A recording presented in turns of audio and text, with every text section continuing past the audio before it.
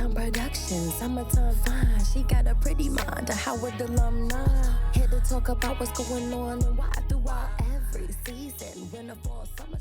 You know she's All right, everyone, welcome back to another episode of Summertime. I'm your host, Sommer Hill, and today is the last episode for homecoming season. Woohoo!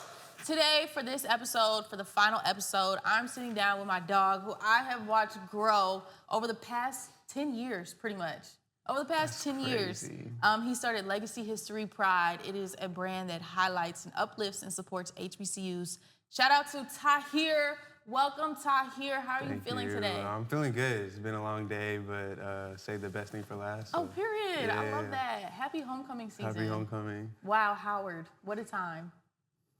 Okay, so we were going to save it, but now that we're rolling, tell me when we met. Let's see if we got the same memory. You said you was going to kick it off. Go ahead. On the yard with Tay? No, that's not what I remember. I remember outside of Blackburn. Remember? I was sitting there. You was with Tay, yeah. Oh, wait, okay. No, you okay. came up by yourself, I think. Mm-hmm. And you just introduced yourself. And I was like, oh, what's up? Do you remember that? That's it. I just want to say what's up. That is crazy. I didn't know who you are or who you were. But what year did you graduate?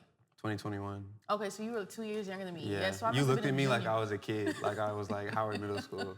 And I was just you were a little baby then, but look at you now. You know? And I don't think I've seen you since I graduated. Yeah, it's but been a minute. So much has happened. A lot. Oh my goodness. You've been going crazy. And you too. You feel me? Shout out to Howard alum. Yeah. All right, let's hear the journey though, because so you're from New York, but you were raised in Atlanta, right? Mm-hmm. Okay, yes, talk to me about like growing up in New York and Atlanta.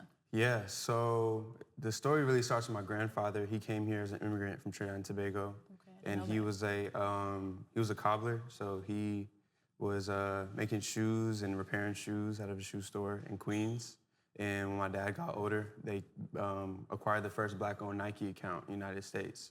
So I grew up in the store, just falling in love with sneakers. I just want to be cool like my cousins. So streetwear, hip hop, anything fashion, like. Everything that pertains to the culture, I was just like really engulfed in. Like my school bus literally dropped me off at the store every single day. So that was like my childhood, and then we moved to Atlanta and or Fayetteville, Georgia, and spent the rest of my childhood there. Was going back and forth and spent my summers in New York, holidays in New York. So a lot of love for both places, but yeah, that was like my childhood. Yeah, so this designing, like this brand, it's not on you, it's in you. Like this has been cultivated even before you were born. Yeah. Tell me what you feel like New York gave you and what you feel like Atlanta gave you. Because two very different cities, but each of them instilled something in you. I think the South has this type of Southern hospitality to it that really helped me just like mature and become a young man. Because I went to boarding school too in Tennessee. Oh, okay. So I was just, I kind of was raised myself in a sense, especially at boarding school. But New York is like just a different type of energy. It kind of gives me that confidence and that swagger, I guess, just how you speak, how you dress, how you represent yourself. So there's a lot that I pull from both cities. That's just naturally a part of who I am. But also just being Caribbean, there comes a lot of pride and richness that comes with that. I'm the quiet one in the family. My family's like loud, and that's just like how all the men are in the family. But I'm the complete opposite. So I kind of I speak through what I wear and just how I dress. It's your expression. Exactly. Yeah. See, I lived in New York for a year and a half. I could not do it. I could not hang. What about it? Is like too fast paced? It was overwhelming. Like you're sleeping, eating, living, breathing on top of people. Yeah. And I was like, no, I need space. And you can't find any space there. And that's what I love about the South. Because you can get that quiet, you get a balance. In New York, you're just in it all day. So I can only do like a Thursday to Sunday. Right. Nice place to visit and get up out of there. Yeah, yeah. So why did you choose Howard? My sister, she graduated, she was HU 16. Okay. So her commencement speaker was President Obama. Oh my gosh, that was the most iconic. He walked up to the mic, he said HU, and that whole place like erupted in the Were you there? Like, yeah. Oh my gosh. So I had goosebumps, like I remember that moment vividly. But it was in that moment where I knew I was like, I gotta be in a place like this. So I did the whole college tour thing like everybody does. I was going to college tours with my sister when she was looking to go to schools, but like nothing seemed like home, for real.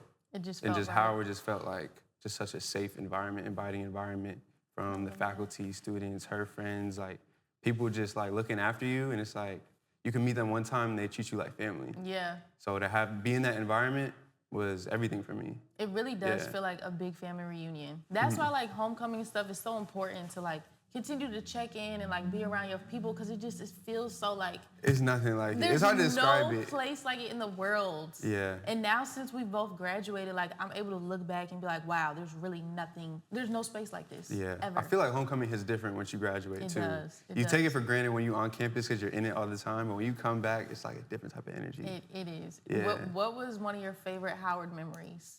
Mm, I know that's hard. one of my favorites. Probably like the first house party that I DJ'd at. I was roommates with June, and I used to just DJ like in the dorm room because I just like to DJ and just that was like kind of my That's introduction. who you were with when I met you. You was with June. Word. Yeah. And June would like hand out stickers from like the brand and stuff, and I knew he needed a DJ one night, and he was like, bro, just DJ this party. And I was like, bro, I've never done a house party. So he just, he got me to do it. It was the house like right next to Drew. I forget what number crib it was, but you know. How did everybody react to your DJing? I mean, you just gotta throw in finito and let the dreads fly. So Yeah. that's literally what it was.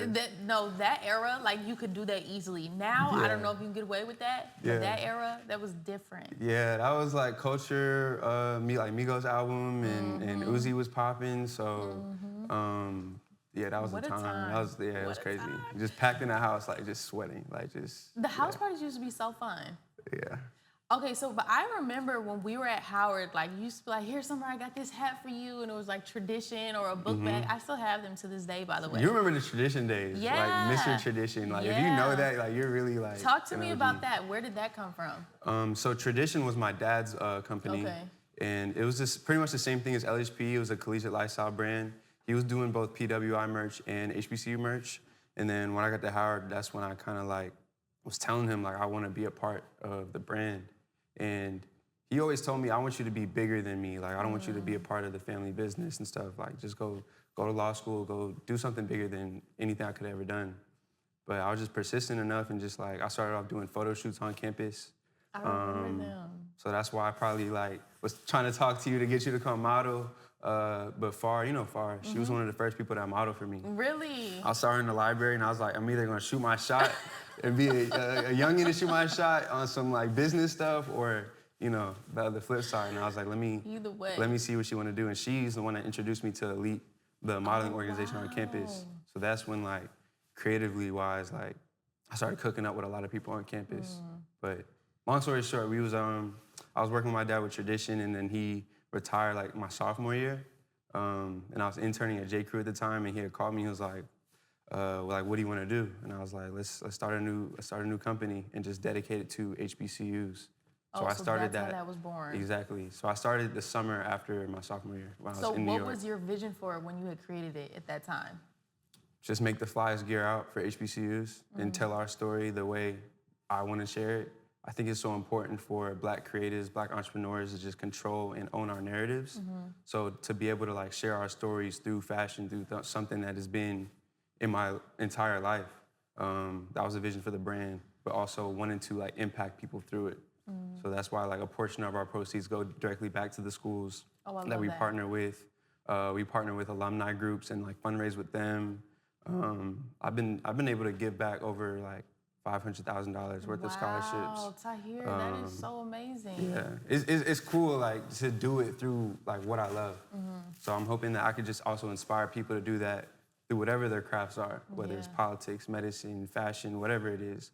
I think like it's so important for us as HBCU educated folks to like think critically of who we are and what our role is in the spaces that we're in. If that makes sense. It's just mind-blowing to me because I remember when you were just a little dog, like you was just a young man. Right, and before the facial hair and chubby cheeks. And just like hearing you talk, like I really feel so proud of you and like how far you've come and all that you've been able to accomplish because like the vision you had when you were at J. Crew, like for this, and it's now here. And it's like bigger than, is it bigger than you expected it to be or is it, where are you at on that level? What's crazy, I remember telling June, our freshman year, like by my senior year, I need to have like Nike sending me kicks for free. Like I need to be like that stamped to where it's just like companies show respect, or they just like see the vision and they want to work and partner. So At everything that I'm doing now, I've seen it. I saw it. That's crazy. Yeah. At what moment did you realize, like, okay, I struck gold, like this is good? I'm on this podcast now. Oh, So we made it. Yeah, Howard's finest. I love For that. real. But also like the Pharrell Black Ambition That's program. what I was just about to say. Can you tell me how that experience was and like what exactly you pitched and how that went? Yeah, so I pitched to be a part of the HBCU Accelerator program. So if you don't know, like Black Ambition is a nonprofit organization where Pharrell and his team back Black-owned or people of color, like all their brands and just different underrepresented entrepreneurs. So I remember sending in my application and I didn't think that I was gonna get selected. Like I think there's just there's a certain stigma that it comes with like fashion brands and it's super saturated, but I was like, I'm gonna just shoot my shot. So sent the video in and got accepted to the program. It was like an 8-week program full of like mentoring opportunities, different like workshops that we had, and then I ended up placing top 10 in that. Wow. And then from there we went to New York to meet Pharrell. We did a Q&A with him. How was that? Incredible. Like, what was something he told you that stuck with you? I think the biggest thing that he said was just to continue to like operate in like the white space. Not like white people, but like just like spaces that aren't, you know, super saturated. Like just be yourself essentially and just lean into that. And that's a big thing that I've kind of grown more confident in through the Black Ambition program. Because they really just accepted me for who I am. Like there's people in there just dress up in suits or dress up in a certain way and I'm coming just like this. Everywhere I went. So, you know, I just had a different swag that was different from the other entrepreneurs, but they just really embraced me for who I was and who I am. And it's unique to be in spaces where you're just celebrated for who you are and you don't gotta change or compromise that for anybody. Yeah. So once I was like, I met Pharrell, dressed like this, talking how I talk, like I was like, I could do this anywhere. Yeah, and that So does that not was like the happen moment. often. For sure. So how do you feel like that changed your trajectory? Or just impacted your journey at all? I think that's one of those moments where, like I said before, you just think more critical of like who you are and like what you do. You know, I done met the celebrities and did the fashion shows, courtside seats. I've done all like the quote unquote cool stuff, but that's not what I want my legacy to be about. It's not about the money or how many clothes we sell, it's the impact. So seeing Black Ambition and the impact that they have on people, it's been incredible. So it just makes me think more about my role and what I can do at LHP and not just put myself in a box of like, okay, I just make clothes. I could do a lot more beyond just that. And that's been the vision of the brand all this time, but being a part of that program just showed me like the sky's the limit. When you're in rooms with Louis Vuitton like executives, doing private dinners with them and just like picking their brains about certain things, that's one-in-a-lifetime type of experience. So to have that support from them, it just means a lot to me. Yeah. And hopefully I could just keep that door open and bring other people in to continue to build our own tables and chairs and just get more people in the room. Yeah. Yeah. Before we got started filming, you were like, are we gonna get deep? Like, what's this podcast like? And I was like, we're gonna get deep. So let's get deep now. Let's do it. I wanna know, so throughout this journey, you're, you know, uplifting and supporting HBCUs and you're doing it for everyone else, but what do you do for yourself? Like, how do you maintain your own mental health and wellness when you're pouring into everybody else? Mm-hmm. Me and my friends, especially as a Black man. Yeah, for sure. Me and my friends call it the path. It's like a spiritual path, but it's also a physical path too that we go to and we run every day at 5 o'clock. Like that's our thing. So no matter what we got going on in our day at 5 p.m., like the phone's away and we go for a run. And from that, like we started running. We started just talking more just about like reflecting our experiences and just giving a lot of time to like just prayer, dedication to God, and just like really just tapping into the things that matter.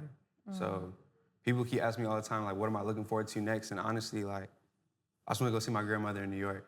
Like, out of all these like experiences I'm doing for homecoming season, I just need to go see her, just to be reminded of like who I truly am. Stay grounded. So every day I do something for mind, body, and spirit.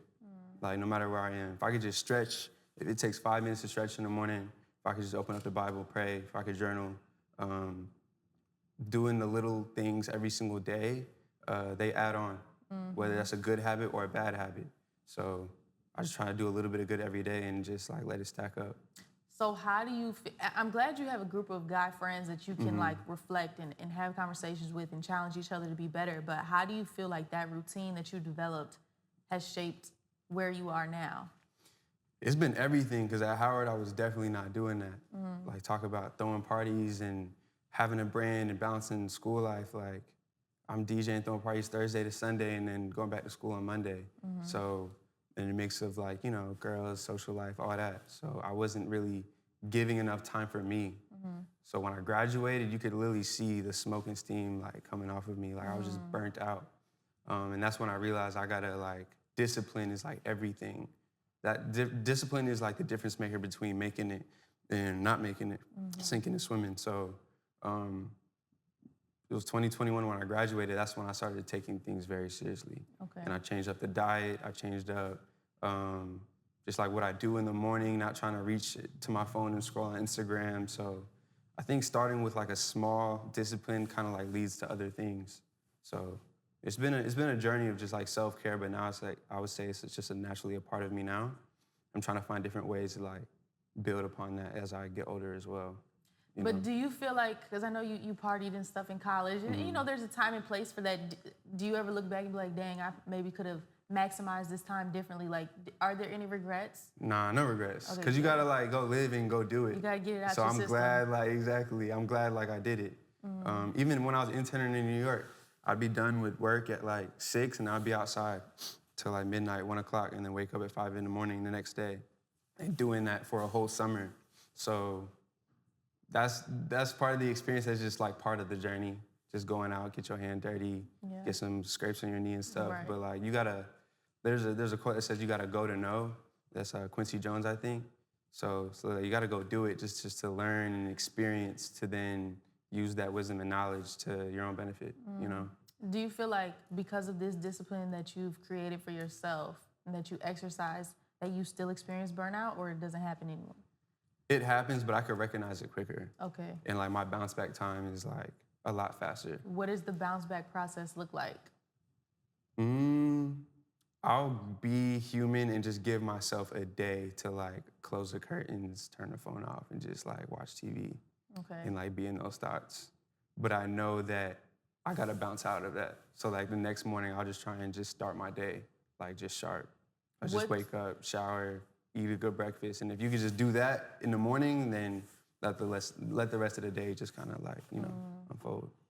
Yeah, if you start your day productive, I promise when I am making my bed in the morning, the rest of my day is productive. If I don't make my bed in the morning, it's gonna be a chaotic That's crazy. day. I tell people that all the time. It's like so real. They say like, how can you be successful? I was like, get really good at making up your bed in the morning. Start your day making your bed. That's it. That's crazy. And I wasn't the type, because I was like, I don't care, I'm about to get back in it. Yeah. No, when I make my bed, I'm like, well, hold up. Well, now I might as well go clean just keep it going. It's the momentum. Yeah. My new thing now is cold showers. You do cold showers? I do the last, so I do 10 breaths at the end cold. The whole thing is not cold because I just simply can't do that. I'm not doing that. But the last like 5 minutes is cold. Yeah. And it hurts. But it's so good. Like when you get out, you're like, Once you get out, yeah. I feel that now. For sure. What's your why? Like what keeps you going? That's a good question. I think what keeps me going is constantly thinking about the younger version of myself and what opportunities he had and what he didn't have. And if I could provide that for other people, then I'm fulfilling my purpose and my vision. What do you think young Tahir would say? Or what would you say to him, like based off where you are now and all that you've experienced? Don't care about what people think.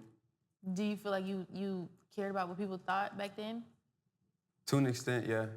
I lived in a world where like I thought I needed validation from people that I look up to, people who I thought were either cool on campus or cool on my Instagram feed. And then you'd meet certain people in person and it's like the same substance that you thought was there is not there.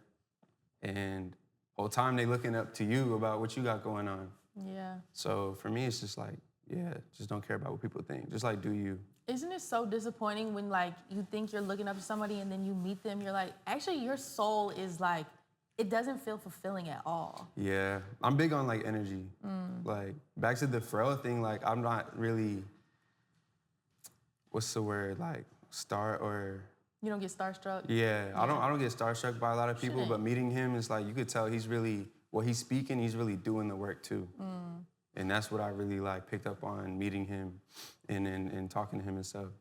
When like I see Pharrell on TV, on social media, whatever the case, I could tell he has like a strong aura, even off social media, like even off the television. What does it feel like in person? It's crazy. People kept hit me up like, what does he smell like? And I'm like, bro, what? What does he smell like? Because now I want to know. I don't remember what he smelled like, but like, that's super crazy. He probably smell like money. He seems like everything is super intentional. Every word, every footstep, every movement, like you could tell like discipline is a part of his daily regimen. So he talks about it in interviews and stuff. And I forget one interview question he had, and he was just like, just drink a gallon of water a day. So it's like, if you just start with that literally one thing, you could build a universe around it. Yeah. So that gallon of water was his thing, then it just shows up on him. You know? It's really a mindset thing. Like, like I just heard myself when you said drink a gallon of water a day. I'm like, oh, that's hard. But like, even saying that out loud just makes it more difficult for me, you know? Yeah. So when you like change your mindset on discipline and stop looking at it like as it's hard, but as it's necessary, the whole world starts changing. Exactly. And you just feel good as you keep doing it. Yeah, because then you like see that actually I can execute and do this, and then you start trusting yourself more. What was the moment for you knew you could trust your own creative vision?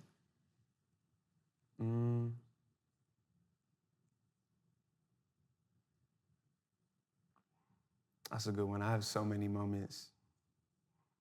I would say the strip collab that we dropped recently. That was good. Yeah. That was good. I like that. It took like, me and Ari have been talking since 2022 about collabing, so we've been dropping different ideas to each other so much. And then when we cooked up the rugby design, we both just knew like it was it. And I've done the big collaborations with NASCAR and Nickelodeon, and not throwing no shade to them, but I just knew that like working with somebody within the community was so important to me. But I also just believed in just the idea in general of sharing this space with her, putting on for Howard, and just like cooking up like the rugby dresses. So as soon as we made them, I was like, I know this is it. I ordered mine quick. I'm like, let me get this before, and I wore the first one today. It was really cute. We came in here matching. We didn't even know, me and Ari. Oh, that's hard. She showed me the pictures earlier, so that was cool. That was really good. I like that. So when you're working with those bigger brands, do you get like creative control, creative autonomy, or are they kind of like, okay, we want you to do this? Like, what does that look like? They're pretty flexible and open because they're also leaning on my expertise of what's best for the HBCU market. So oftentimes, like when I approach those collaborations, they're also thinking about like, what is the impact here? That's always like the first conversation. I can make clothes with anybody in the world, but like, what are we doing to give back? So with NASCAR, Nickelodeon, all these brands that I've worked with, there's been a give back initiative that we pour into the schools. So the conversation like starts there. That is so important. Yeah. A lot of people aren't thinking like that. They're thinking like, how can this benefit me? Like, how can this make me better Folks want to make cooler, their money, more money? Yeah, it's got to be way deeper than that. Do you find when you do something with the intention of giving back, like you get rewarded? I never thought about it like that. What does it do for you, being able to give back? Like, how does that make you feel? I don't really think about it. I just do it. What kind of impact have you seen?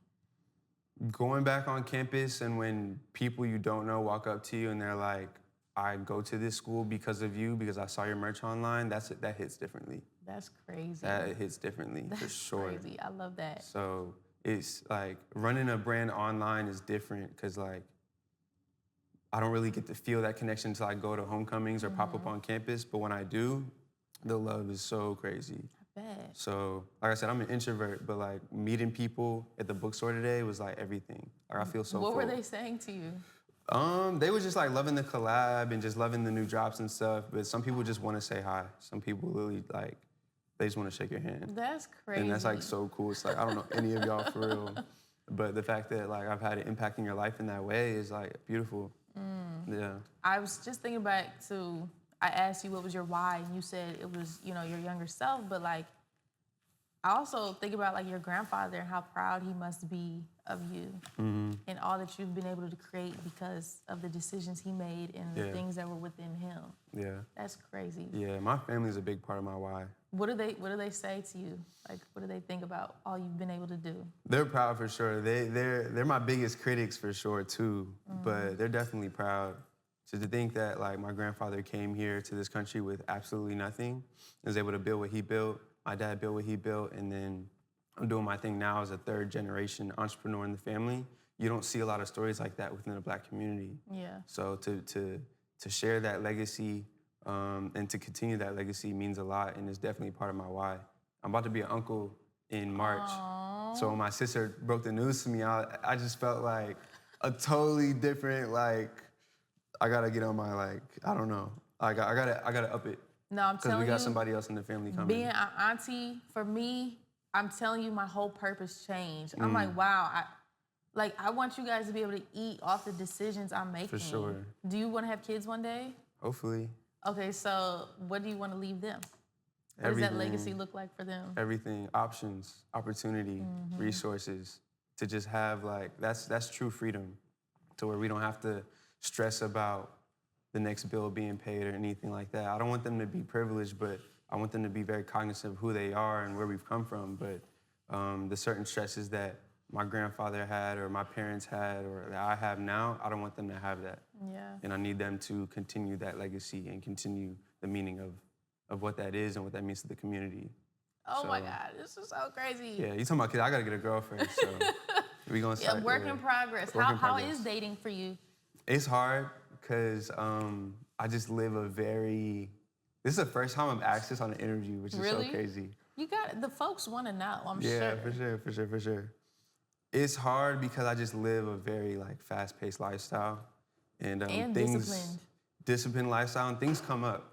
So I'm super dedicated to my vision right now. So it's hard to have that balance or find somebody that has that understanding of like, okay, I might have to cancel here or cancel this or whatever. So it's been a struggle, to say the least. It's been a struggle, but I'm getting to it. So it'll come. It'll come. Yeah. It'll come and ittle meet you right where you are. For and sure. You'll be surprised. Yeah. What's your main priority right now in life? Health. Making sure my family good. That's it. My pops had cancer last year, and that put a lot into perspective. Oh my gosh. How was that? That's a journey. It was. I had to show up in ways that I didn't know how to show up in. I just had to get adjusted to a whole new role.